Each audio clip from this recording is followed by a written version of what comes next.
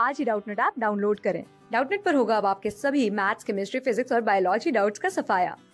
बस अपने क्वेश्चन की फोटो खींचो, उसे क्रॉप करो और तुरंत वीडियो सोल्यूशन पाओ। Download now.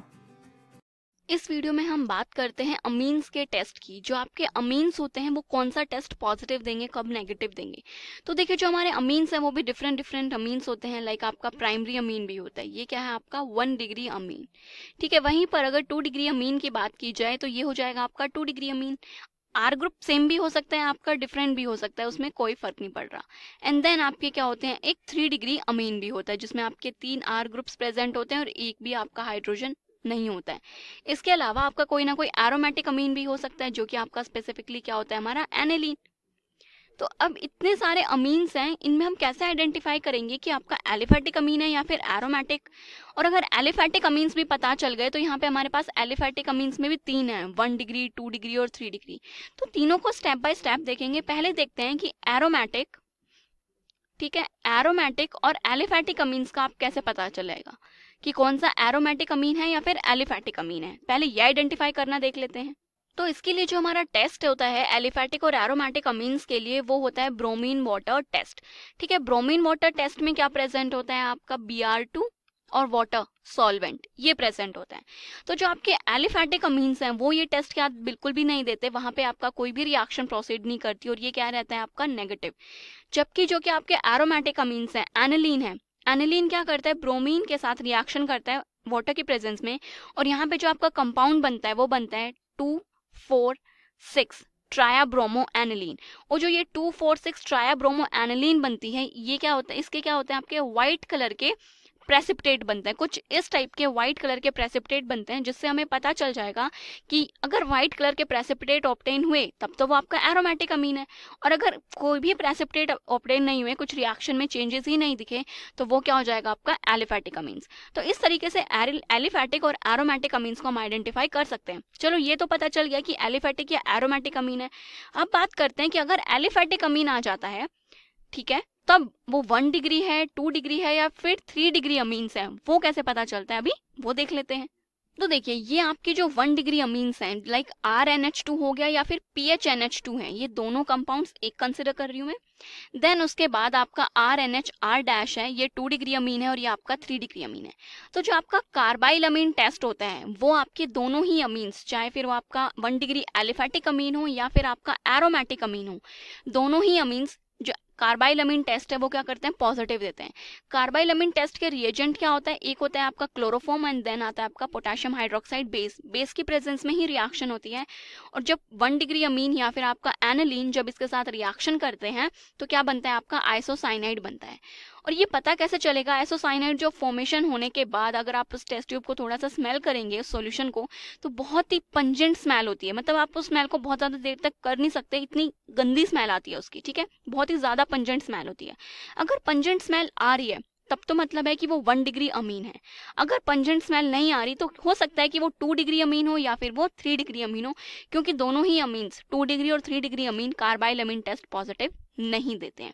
जो कार्बाइल अमीन टेस्ट है वो आपके 1 डिग्री एलिफैटिक और जो आपका एनिलीन है वो दोनों ही ये टेस्ट पॉजिटिव देते हैं। तो अब 2 डिग्री और 3 डिग्री का अगर पता करना है तो उसके लिए हम नेक्स्ट टेस्ट पे मूव करते हैं, जो कि है आपका हिजनबर्ग टेस्ट। इसमें कई बार आपसे ये भी पूछ लेता है कि जो आपका हिजनबर्ग का रिएजेंट है वो क्या होता है। 1 मार्क का क्वेश्चंस में ऐसा क्वेश्चन कई बार आ जाता है कि इसका रिएजेंट क्या है। तो जो सबसे पहले हम डालते हैं वो होता है आपका बेंजीन सल्फोनिल क्लोराइड। ठीक है, अब बेंजीन सल्फोनिल क्लोराइड का मतलब है ये आपकी बेंजीन रिंग है, इस पे प्रेजेंट है SO2 एंड देन Cl, ये होता है आपका बेंजील सल्फोनिल क्लोराइड। ठीक है, उसके बाद आता है आपका पोटेशियम हाइड्रोक्साइड, बेस ऐड करते हैं देन एसिड ऐड किया जाता है। तो ये 3 रिएजेंट्स होते हैं जिनको हम हिजनबर्ग रिएजेंट भी बोलते हैं। ठीक है, तो 1 डिग्री अमीन की बात करें, 1 डिग्री अमीन में सिर्फ RNH2 की बात कर रही हूँ मैं, यहाँ पे एनिलीन की बात नहीं कर रही हूँ। ठीक है, तो जब आप RNH2 ग्रुप जो कि आपका 1 डिग्री अमीन है उसमें सबसे पहले बेंजीन सल्फोनिक क्लोराइड डाल दिया। मान लीजिए 1 degree, 2 degree, 3 degree 3 test tubes हैं, तीनों में सबसे पहले हमने क्या डाला, बेंजीन सल्फोनिल क्लोराइड डाला। उसके बाद क्या हुआ, जो 1 डिग्री अमीन है उसमें सल्फोनामाइड बना, 2 डिग्री अमीन में भी सल्फोनामाइड बना, जो 3 डिग्री अमीन है उसमें कोई भी रिएक्शन नहीं हुई। अब जो 1 डिग्री अमीन में जो रिएक्शन हुई वो जो सॉल्यूशन है वो क्या है, इनसॉल्युबल है, सोल्यूबलाइज नहीं हो रहा। ठीक है, मतलब बिल्कुल क्लियर सॉल्यूशन नहीं मिलेगा आपको। देन 2 डिग्री अमीन्स की अगर यहीं पर बात करें तो जो 2 डिग्री अमीन्स में जो आपका कंपाउंड बन रहा है वो भी क्या बना है, आपका सल्फोनामाइड बन गया। ठीक है, 3 डिग्री में कोई भी रिएक्शन नहीं हुई, वो भी आपका इनसॉल्युबल है, क्लियर सॉल्यूशन नहीं है। अब आपको क्या करना है, दोनों में, तीनों ही जो टेस्ट ट्यूब्स हैं उनमें आप बेस ऐड कर दीजिए। तो जब आप बेस ऐड कर देंगे, बेस ऐड करने के बाद यहाँ पे क्या होगा, बेस ऐड करने के बाद इस रिएक्शन में जो 3 डिग्री अमीन है वहां पे अभी भी कोई भी फर्क नहीं पड़ेगा, वो सेम कंपाउंड आपका इनसॉल्युबल ही रहेगा। लेकिन बेस ऐड करने पे जो 1 डिग्री अमीन है वहां सॉल्यूशन आपका क्या हो गया, सोल्यूबलाइज, मतलब कि यहाँ पे सॉल्यूशन आपका बिल्कुल क्लियर हो गया।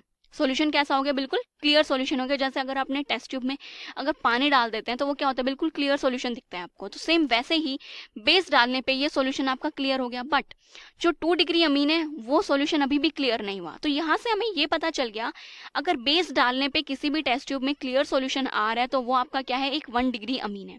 1 डिग्री अमीन आपको यहाँ से पता चलेगा। इसको कंफर्म करने के लिए आप उसमें दोबारा एसिड डाल दीजिए। एसिड डाल देंगे तो दोबारा से आपका सॉल्यूशन क्या हो गया, इनसॉल्युबल। ओके, तो ये क्या है आपका 1 डिग्री अमीन। अब 2 और 3 डिग्री अमीन पे आते हैं जिसमें सॉल्यूशन अभी भी आपका क्या है, इनसॉल्युबल ही है। अब क्या कीजिए, दोनों टेस्ट ट्यूब में एसिड डालिए। तो जब दोनों टेस्ट ट्यूब में आप एसिड डालेंगे तो जो 2 डिग्री अमीन है वो अभी भी क्या रहेगा, इनसॉल्युबल ही रहेगा। 2 डिग्री अमीन जो है उसमें आप कुछ भी डाल लीजिए, पूरा टाइम इनसॉल्युबल ही रहेगा। लेकिन 3 डिग्री अमीन जिसमें अभी तक कोई भी रिएक्शन नहीं हो रही थी, जब आप उसमें HCl ऐड कर देंगे, ठीक है, क्या ऐड कर रहे हैं आप, HCl ऐड कर रहे हैं, तो HCl ऐड करने पे वो क्या हो जाता है, एसिड में सोल्यूबलाइज हो जाएगा। अभी तक सोल्यूबलाइज नहीं था लेकिन एसिड डालते ही सोल्यूबलाइज हो गया। तो ये कंफर्मेशन आ गई कि इस टेस्ट ट्यूब में आपका 3 डिग्री अमीन है और जिसमें एक बार भी सॉल्यूशन आपका सोल्यूबलाइज नहीं हुआ, कभी भी सॉल्यूशन हमारा क्लियर नहीं हुआ, वो क्या था, आपका 2 डिग्री अमीन था। तो यहाँ से हमने 1 डिग्री, 2 डिग्री और 3 डिग्री अमीन्स को कैसे आइडेंटिफाई करेंगे वो भी देख लिया है। ठीक है, क्लास 6 से 12 से लेके नीट, IIT, JEE मेंस और एडवांस के लेवल तक 10 मिलियन से ज्यादा स्टूडेंट्स का भरोसा। आज ही डाउनलोड करें डाउटनेट ऐप या व्हाट्सएप कीजिए अपने डाउट्स 8400 400 400 पर।